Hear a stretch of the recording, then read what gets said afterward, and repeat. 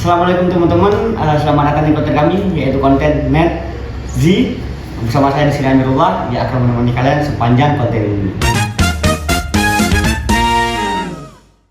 Nah teman-teman, kalian ngerasa nggak sih di umur kalian yang di 20-an awal ini ngerasa cemas akan terhadap penghasilan? Apalagi di umur kalian yang segitu, kalian udah punya pacar, gebetan, HTS pun sekalian. Tapi kerjaan kamu tuh di rumah rebahan. Tapi kamu berpikir nih, aku pengen kesini, pengen kesana.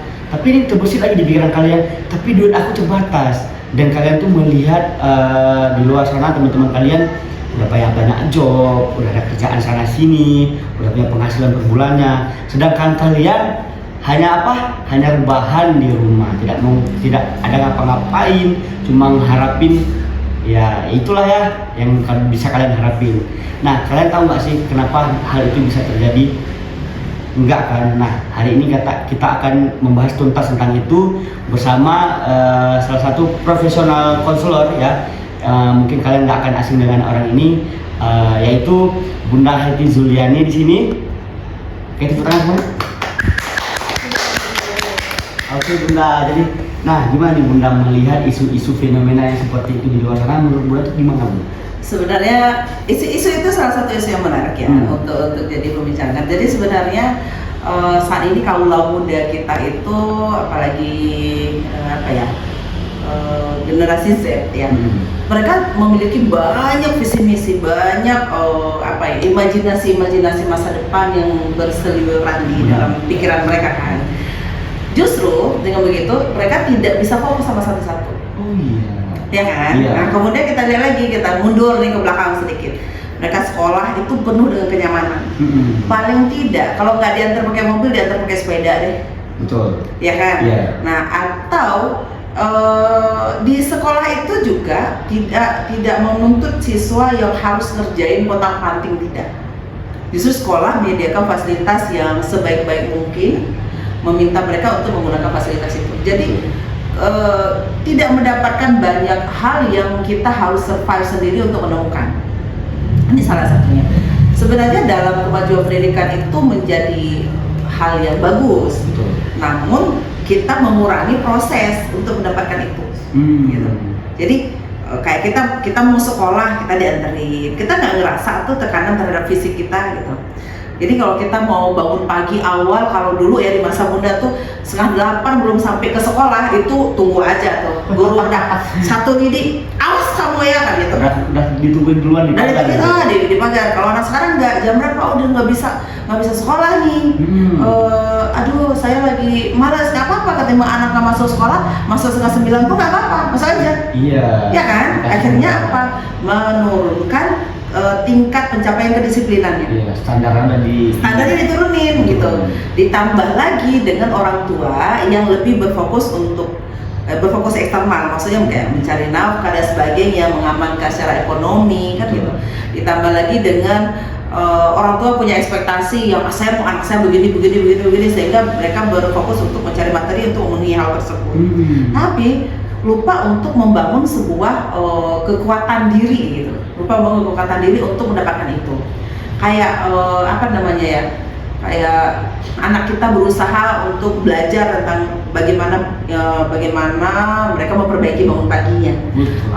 Belajar untuk menyelesaikan tugas-tugasnya. Nah sekarang kan kalau untuk PR aja udah nggak ada PR. Udah banyak sekolah-sekolah yang nggak boleh ada PR. Bahkan gitu tuh. Ya, nah, ditambah lagi bahwa ada yang salah mengartikan isu ini, isu menghukum anak. Nggak boleh dihukum anaknya. Nah kenapa tuh Bunda? Nah kan itu kata isu ya, isu. Sebenarnya hukuman itu diperlukan.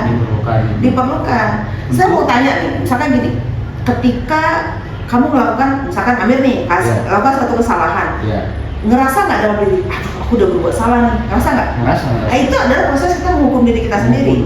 Iya betul. Iya kan? Karena ada bersalah jadi. Rasa bersalah itu adalah proses di mana individu menghukum dirinya sendiri. Terus kenapa kita nggak bisa menghukum? Yang sebenarnya dilakukan adalah bukan nggak boleh menghukum, tapi pilihlah hukuman yang mampu mengedukasi, yang mampu mendidik, memberikan pembelajaran, pemaknaan kepada dia untuk mempelajari kesalahan dia itu sendiri gitu. Iya. Tapi kalau membahas tentang hukuman gitu ya, kayaknya orang tua itu bakal menghukum sesuka mereka, tapi tanpa melihat apa yang harus diedukasikan. Iya, dan pola pemberian hukuman itu berdasarkan pengalaman dia. Jadi misalkan orang tua kasih hukuman, dia dulu gimana dihukumnya? Dia akan cenderung memberikan seperti itu. Betul. Kecuali dia belajar. Oh ternyata anak saya suka buat seperti ini gitu. Misalkan gini nih, dia nggak bisa bangun pagi, dia sulit bangun pagi. Yang pertama dilakukan oleh orang tua kan dipelajari dulu nih, dipelajari anak saya makannya jam berapa, ya kan?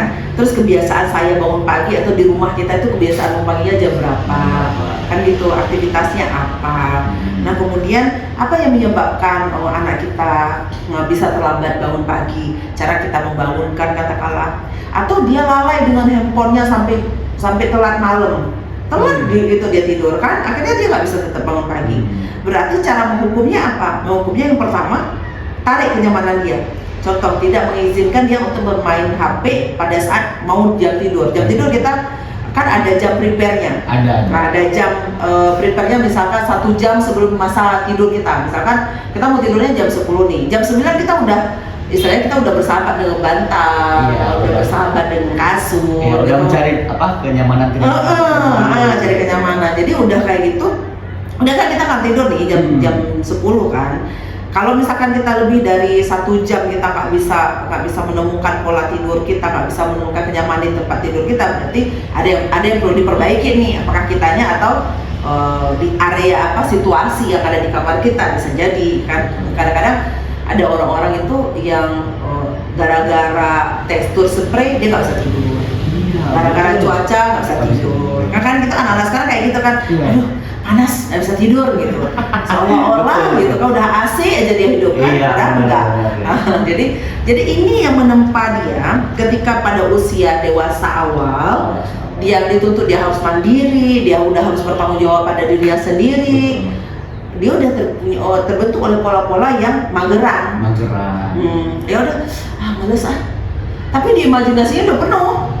Pengen ini, pengen itu. Pengen itu gitu kan. Tapi dia kecewa lagi sama dirinya sendiri. Kenapa nggak bisa melakukan hal itu? Iya, kenapa nggak bisa melakukan hal itu? Habis itu dia balik lagi karena dia kecewa. Dia merasa, udahlah saya nggak bisa berbuat apa-apa.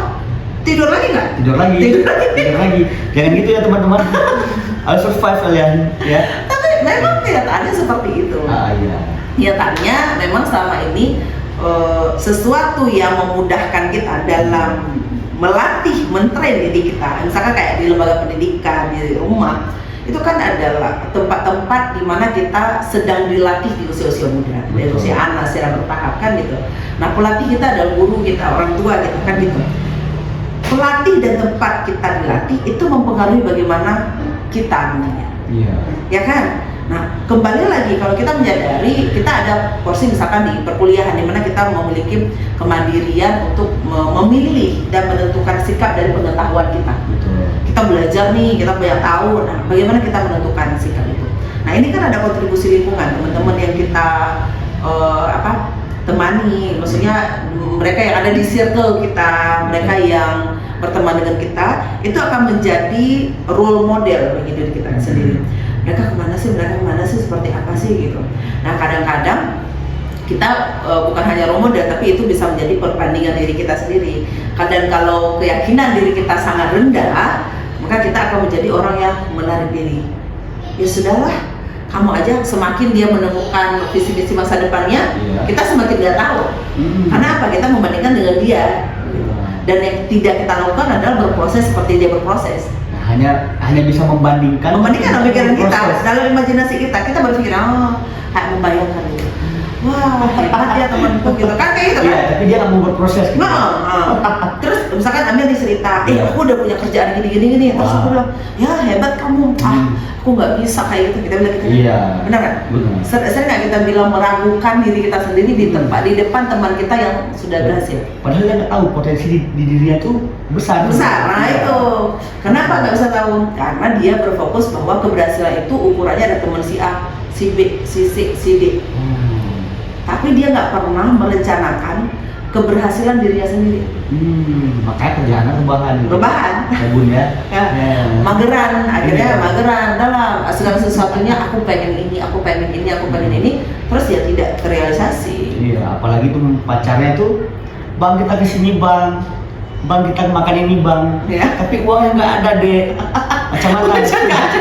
Iya, Ya, karena tidak mau berproses ya. Ya, tidak mau proses. Ya makanya sebenarnya kaula muda saat ini itu karena itu ya terbiasa dengan sesuatu yang sebenarnya diefektifkan untuk mereka bisa mendapatkan pembelajaran, kan gitu ya. Tapi ternyata itu membentuk perilaku lainnya. Membentuk perilaku lainnya. Karena gini, ketika kita mudah belajar, dapat semua fasilitas, kita nggak sampai memiliki kesusahan ya untuk mendapatkan sesuatu gitu kan.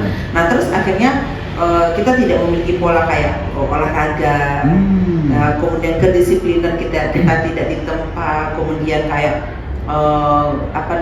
keyakinan akan apa yang kita miliki tidak ditempa. Kayak gini misalkan anak nggak boleh kasih hukuman, jadi kalau anak-anak yang nggak mampu belajar di sekolah, yang nggak mampu dengan nggak mau disamaratain. Oh iya. Ya kan, nggak ada perbedaan. Padahal kan harus dilihat dulu. Maksud dari ilmu tersebut adalah berikan hukuman sesuai dengan masalahnya dia dan sesuai dengan kemampuannya dia untuk mencapai hukuman tersebut, kan gitu. Perlakukan juga, kita didik anak-anak tersebut, kita apakah orang tua atau guru mendidiknya sesuai dengan perkembangannya dia gitu. Jadi nggak bisa kalau misalkan kita samaratakan gitu, terlambat sekolah. Mereka terlambat sekolah terus disuruh cabut rumput.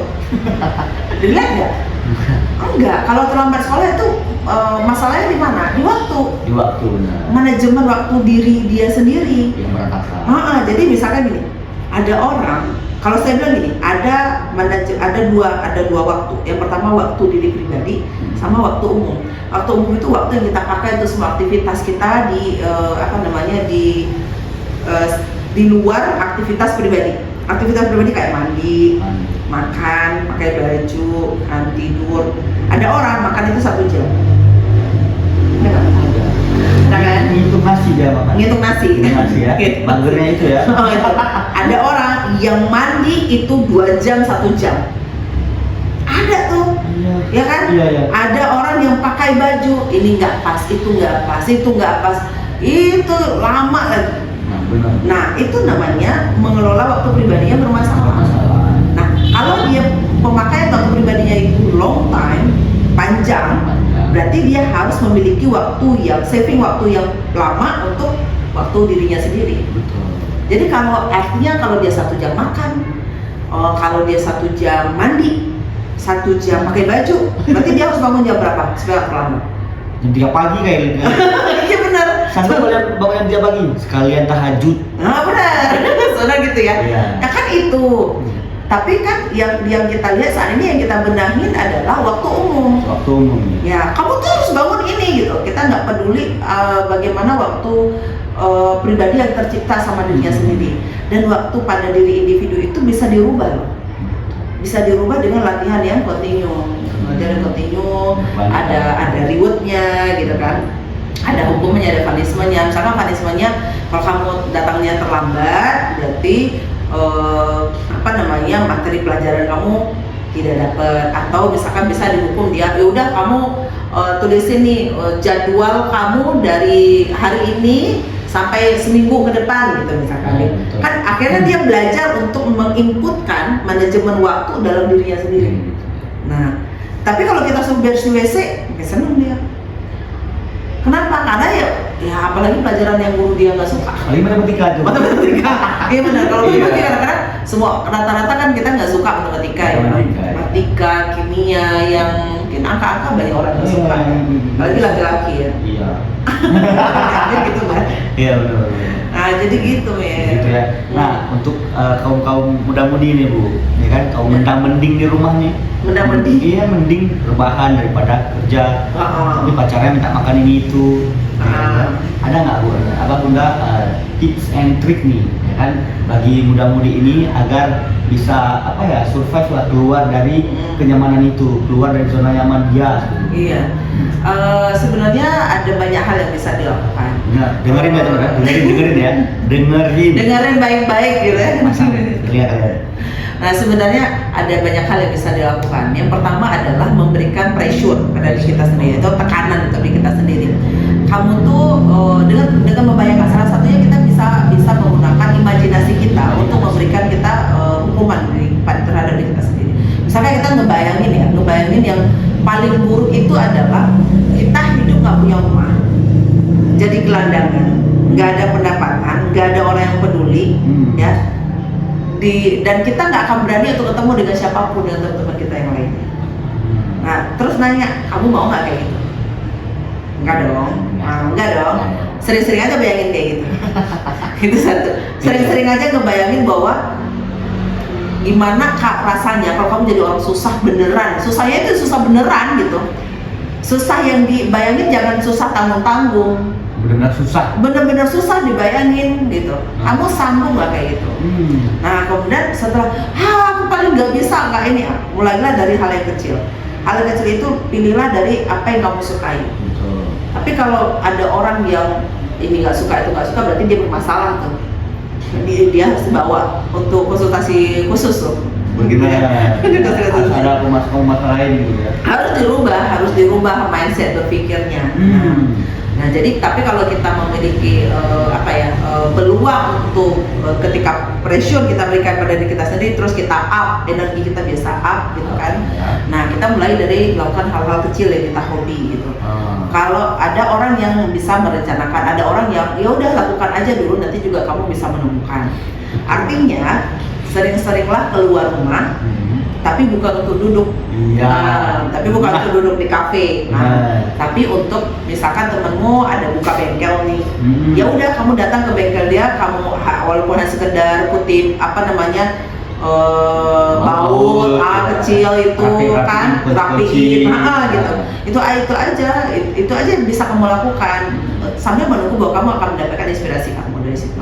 Artinya kamu perlu mencari aktivitas untuk membuat tubuh kamu itu merasakan tekanan itu akan melahirkan sebuah inspirasi dalam berpikir kamu. Jadi kamu akan keluar dari zona yang memang tidak nyaman. Nah, dan untuk meningkatkan kenyamanan tersebut. Tapi kalau bicara kasur sama bantal itu memang area nyaman yang membuat orang itu kadang-kadang mau tetap di situ, dan dia kayak kita tidur pernah mikir nggak aku minggu depan mau kayak gini, enggak kan dalam tidur nggak ada orang sadar yang mikir minggu depan yang mau ngapain, tapi orang tidur enggak. Jadi orang mageran kayak ibarat orang tidur. Jadi harus dibangunin orang mager. Harus dibangunin. Padahal lagi main HP tapi kayak ketiduran ya. Tidak apa-apa ya. Iya, karena memang dia tidak saat orang tidur itu kan kita mikir kayak tutup mata gitu. Enggak, orang main HP yang dia tidak pernah berpikir besok aku mau ngapain, apa yang aku hadapin, itu kayak ibarat orang tidur. Kita tidur kayak kita mimpi kan sama kayak kita lihat HP. Sebenarnya orang-orang yang pintar dia bisa ngatur mimpinya juga kan. Dia bisa bilang aku mau mimpi ini gitu. Bisa. Dia merencanakan terlebih dahulu untuk mimpi apa. Nah, tapi kan orang yang pintar itu juga mimpi dia itu sebagai penyemangat dia ketika dia mau tidur. Nah, tapi benar kejadian. Tapi kalau kita nonton HP, nonton media sosial, kita asik scroll aja apa yang muncul gitu. Terus yang buat kita senang, kita stop di situ. Tapi kita nggak tahu, kita nggak punya tujuan. Nggak ada perencanaan di awal. Makanya itu yang membuat otak kita mati. Makanya salah satu cara adalah bangun dan kamu pilihlah aktivitas yang di situ kamu bisa stay beberapa saat, beberapa waktu sampai kamu menemukan inspirasi hidup kamu. Hal baru yang lain yang kamu bisa lakukan. Kuncinya adalah keluar dari zona nyaman kamu dengan cara paksa diri kamu untuk melakukan satu aktivitas yang kamu pilih dari di antara banyaknya aktivitas. Itu satu. Kemudian yang kedua adalah rubah pola circle kamu. Rubah pola circle kamu. Dari pola circle yang memang membiarkan kamu untuk di situ dengan pola circle yang mendorong kamu harus keluar dari situ. Jadi berteman sama teman yang merepet gitu. Nggak suka lihat kita kayak gitu. Kamu kayak gitu terus bangun. Atau ganti tempat tidur, jangan tempat tidur yang nyaman. Tidur di mana, Bu? Di batuan. Minimal spraynya gini deh, spray tidurnya dikasih agak duri-duri sedikit kan nggak lain. Jadi nggak perlu lama untuk tidur ya. Iya. Berbahan Nggak perlu ada kaku-kakuan gitu kan. Nah terus kayak jangan isi kuota gitu. Jadi kita nggak akan apa Berpacu scroll di media HP sosial, terus. berpacu di media sosial terus gitu. Jadi kita punya perencanaan. Ada satu yang ketiga bisa kita lakukan seperti ini ekstrim ya. Iya. Memperbesar kebosanan. Tarik kenyamanan. Contoh kenyamanan kita HP kan. Iya. Udah kasih dia HP ke teman kita kayak mana kita mau nggak di situ? Nggak mau. Ya kan? Iya benar. Coba misalkan anak-anak dia asik dengan HP, dia nggak bisa ini, coba ambil HP-nya, biarin aja. Tapi jangan batasi mereka untuk mengakses area rumah. Dia akan buat apa aja yang mereka mau. Iya. Dia akan cari aktivitas. Betul. Jadi karena nggak ada kegiatan lagi, jadi apa yang bisa kulakuin? Iya, buat dia memang bosen. Sebosen-bosennya. Sebosen-bosennya, sebosen-bosennya. Misalkan apa? Kamar tempat tidurnya yang nggak dirapiin gitu. Iya, tapi fun fact-nya Bunda, ya, fun fact-nya sekarang ya, makin muda-mudi ini bosan, makin dia mencari kasur Bunda. Iya, tapi kasurnya jangan dibuat nyaman, pindahin kasurnya gitu, dia tidur di tikar, di alas tikar aja, Iya. nggak usah dikasih AC, ya kan? Iya benar. Dikasih kipas aja lah gitu. Kalau perlu nggak usah ada kipas. Iya, biar dia keluar dari situ. Iya betul. Nah, itu hal yang ekstrim sih. Berarti itu kayak Tapi itu bisa dilakukan, tapi itu bisa dia lakukan, menarik kenyamanan utama yang dia miliki dan dia bertahan dengan ketidaknyamanan itu sehingga dia akan udah shock, bangun deh, aku harus ngerjain ini itu gitu. Tapi jangan ketika dia udah keluar dari situ ambil dulu komponen-komponen yang buat dia nyaman tadi, jangan. Sampai dia menemukan aktivitas lain yang membuat dia bisa menemukan pola hidup dia yang baru di luar. Bukan passion dia. Gak mesti harus yang langsung besar ya teman-teman. Kalian bisa mencari dari hal-hal kecil dulu untuk membangun diri kalian gitu ya. Ya. Nah itu yang perlu dilakukan sih sebenarnya. Nah gitu ya teman-teman. Nah kalian bakal kaum net Z ya? Iya, kaum net Z ya kan. Di sini kalian mendapatkan ilmu banyak ya. Nggak pernah kalian dapatkan ini di bangku kuliah teman-teman ya. Makanya kalian tetap terus pantau ya konten ini. Di sini kami akan membahas seputaran Gen Z ya, Bunda ya. Iya. Seperti itu ya. Isu-isu yang insya Allah kalian pasti akan penasaran dan insya Allah akan seru karena ada jawabannya di sini. Ya betul. Kalian akan bisa mendapatkan segala jawaban yang ingin kalian tanyakan dan jangan lupa komen di bawah ya. Komen di bawah. Tapi kalau cari jodoh nggak bisa di sini kan? Nggak bisa. Di sini bukan acara cari jodoh soalnya. Ada cari kerjaan. Itu bisa dikomunikasikan. Oh, itu bisa dikomunikasikan. Ya, bukan mencari kerjaan di sini tapi mencari pola pikir untuk inspirasi. Kalian bisa ngelakuin apa? Berarti ruang inspirasi kita ini. Iya. Benar. Tapi nggak cari jodoh, dan nggak tangan ya. Berusaha sendiri teman-teman, bangun dari tidur kalian. Oke. Nah intinya kalian harus bisa memanage waktu kalian ya, kasih pressure buat diri kalian bahwasanya kalau kalian betul-betul susah itu gimana ya teman-teman ya, kasih dan juga keluar dari zona nyaman kalian, dan yang paling ekstrim itu ya besarkan kebosanan kalian. Jadi kalian bisa keluar dari hal-hal itu. Jadi kalian bisa mencari aktivitas di luar ya Bunda ya. Nggak harus besar dulu teman-teman, nggak harus. Tarik kenyamanan maksudnya, tarik kenyamanan tadi ya, supaya dari hal-hal itu nggak menentang. Iya, dari hal-hal kecil dulu kalian bisa kayak mulai dulu nggak apa-apa. Dari hal kecil dulu nanti kalian bisa membesar dengan sendirinya kalau kalian ada kemauan. Begitu Bunda? Iya, betul. Nah, oke ya. Mungkin teman-teman ya hanya segitu konten hari ini dari kami ya Bunda. Terima kasih banyak nih buat Bunda Juliani ya telah membersamai kita pada hari ini seperti ya. Oke teman-teman, see you next time. Jangan lupa subscribe, like dan bagikan untuk teman kalian yang kira-kira teman kalian ini membutuhkan atau enggak, tag di kolom komentar. Oke, nah kalian juga bisa komen di kolom komentar untuk konten kedepannya kita akan membahas apa. Oke, see you next time. Assalamualaikum warahmatullahi wabarakatuh. Dadah.